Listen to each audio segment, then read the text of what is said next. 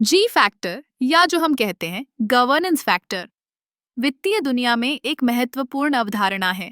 ये एक ऐसा माप है जो किसी कंपनी की गवर्नेंस यानी उसके प्रबंधन और संचालन की गुणवत्ता को दर्शाता है। जब हम किसी कंपनी में निवेश करने की सोचते हैं तो केवल उसके वित्तीय आंकड़े ही नहीं बल्कि उसकी गवर्नेंस भी उतनी ही महत्वपूर्ण होती है। गवर्नेंस फैक्टर का मतलब है कि कंपनी के बोर्ड में कौन लोग हैं, उनके निर्णय लेने की प्रक्रिया कैसी है और क्या वे अपने शेयरधारकों के प्रति जवाबदेह हैं। एक मजबूत गवर्नेंस संरचना वाली कंपनी में पारदर्शिता होती है, जो निवेशकों को विश्वास दिलाती है। उदाहरण के लिए, अगर कोई कंपनी अपने वित्तीय परिणामों को छिपाने की कोशिश करती है या उसके प्रबंधन में कोई विवाद होता है, तो यह निवेशकों के लिए लाल झंडा हो सकता है। अब अगर हम बात करें कि जी फैक्टर का मूल्यांकन कैसे किया जाता है, तो इसमें कई पहलू शामिल होते हैं। जैसे कि क्या कंपनी के पास एक स्वतंत्र और सक्षम बोर्ड है? क्या उसके पास उचित आंतरिक नियंत्रण है? क्या वह नियमों और विनियमों का पालन करती है? ये सभी बातें जी फैक्टर को प्रभावित करती हैं।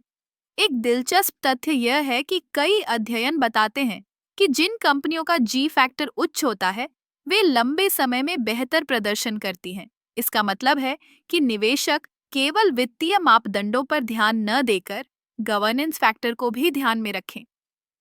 अब चलिए एक उदाहरण लेते हैं।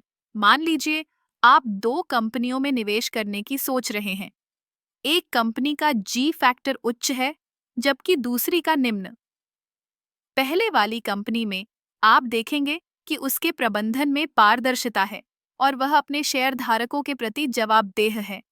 दूसरी कंपनी में आप पाएंगे कि वहां विवाद और अनियमितताएं हैं।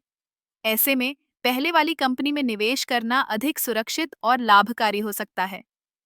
तो अगली बार जब आप किसी कंपनी में निवेश करने का सोचें, तो जी फैक्टर को नजरअंदाज मत कीजिए। यह केवल एक संख्या नहीं है, बल्कि यह आपके निवेश के भविष्य का एक महत्वपूर्ण संकेतक है। गवर्नेंस फैक्टर को समझकर आप अपने निवेश निर्णयों को और भी बेहतर बना सकते हैं। याद रखें, एक मजबूत गवर्नेंस संरचना वाली कंपनी न केवल आपके पैसे की सुरक्षा करती है, बल्कि आपको दीर्घकालिक लाभ भी दे सकती है। इसलिए वित्तीय दुनिया में जी फैक्टर को समझना और उसका मूल्यांकन करना बेहद जरूरी है।